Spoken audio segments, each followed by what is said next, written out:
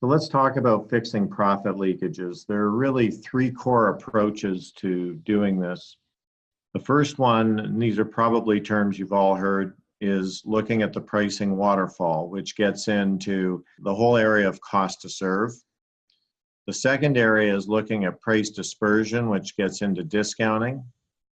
And the third area looks at price point optimization, which gets into the whole area of pricing psychology.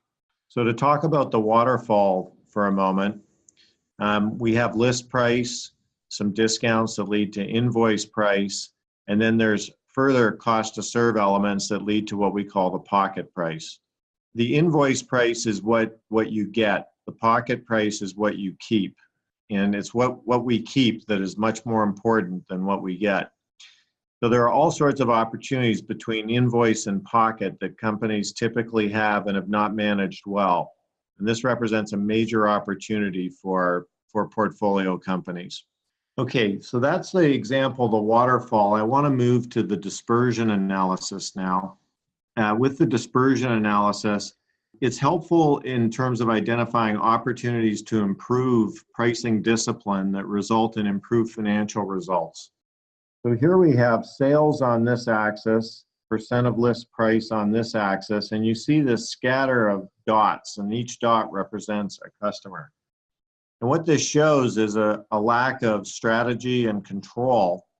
And so immediately what we want to do is start cleaning up some of the outliers. This represents the most significant opportunity. And indeed, this red circle is showing smaller accounts that are getting substantially lower prices than much larger customers. And this represents a risk to your larger customers. And as well, it's an opportunity to rebalance and reprice these accounts.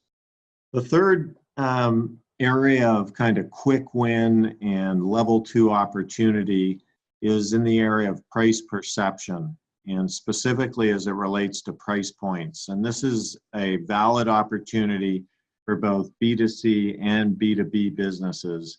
And so I'm just going to share with you some of the underlying research so you understand the source of these recommendations. So first of all, customers read prices from left to right, and they tend to round prices to accepted price thresholds.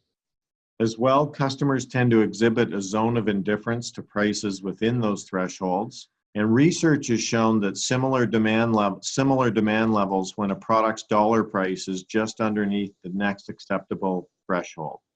In other words, $56 or $59 are perceived as just under 60, and there tends to be limited differentiation in demand between them.